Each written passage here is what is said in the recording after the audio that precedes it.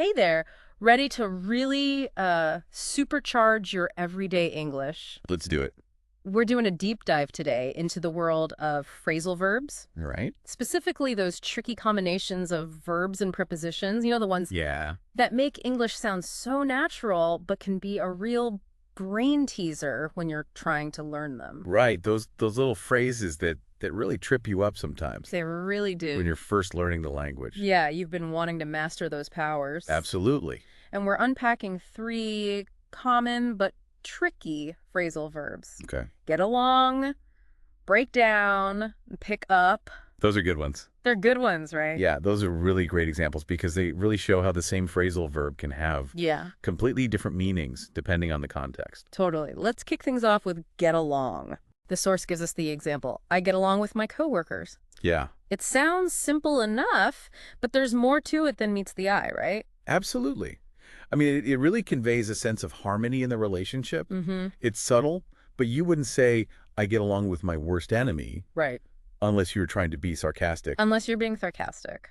I love that. Okay. That's a great way to remember it. Yeah. Now, breakdown is our next contender, and this one can really throw a curveball. This is a tricky one. Yeah, It really can because it has both literal and figurative meanings. totally. The source mentions a car breaking down, which is pretty straightforward, Right. but then it throws us, she broke down in tears.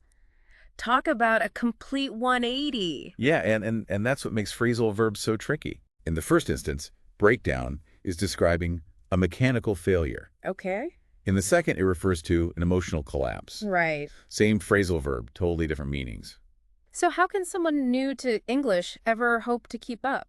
Well, that's where noticing patterns and paying attention to context is key. Okay. Like, for example, you'll notice that a lot of phrasal verbs that use up indicate an increase or improvement. Okay. Clean up, cheer up, brighten up. Interesting. Yeah, it's kind of a common thread that you see that can help you decode them. That's a really helpful tip.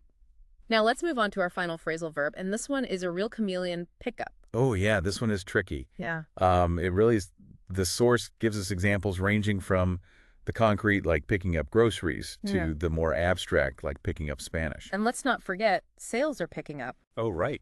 It's amazing how much ground this one little phrasal verb can cover. It really is. It just goes to show you that you can't just learn the dictionary definition Yeah. of a phrasal verb. Yeah. It's all about seeing how it plays out in different contexts.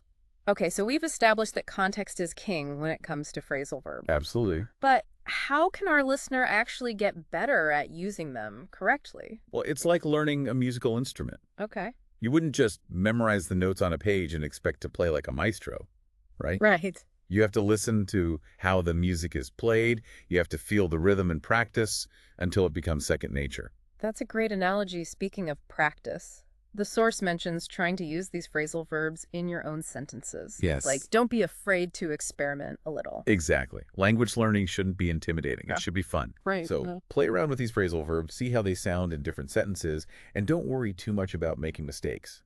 Because even native speakers make mistakes sometimes, don't they? Oh, absolutely. Language is constantly evolving. Yeah. What matters most is that you're communicating your ideas effectively. And using phrasal verbs correctly can definitely make your English sound more natural and fluent.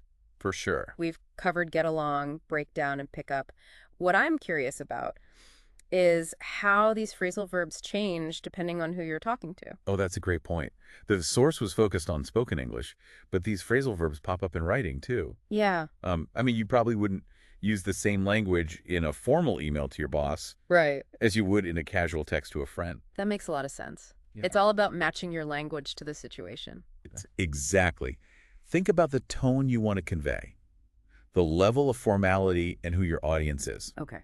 For example, you might say, I get along well with my colleagues in a job interview, Okay. but I get along great with my friends in a more casual setting. So it's not just about understanding the different meanings of a phrasal verb, but also knowing when and where to use them appropriately. Precisely. It adds a whole new layer of nuance to your communication. This has been eye-opening. I feel like I'm finally starting to crack the code of phrasal verbs. That's great. And remember, language learning is a journey, not a destination. Yeah. Take your time, be patient with yourself, and enjoy the process of discovery. I love that. So to recap, we've dived deep into the nuances of get along, break down, and pick up, Yeah, exploring how context and even your audience can influence their meanings. And we've learned that mastering phrasal verbs is like adding a whole new dimension to your English, helping you sound more natural and fluent. for sure. It's like leveling up your language I skills. like that.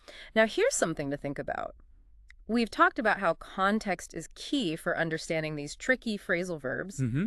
but what about the context of different English-speaking countries? Oh, interesting. Do you think some phrasal verbs might be more common in certain regions than others? That's a fascinating question. You're right. Language is fluid, and regional variations are part of its beauty and complexity.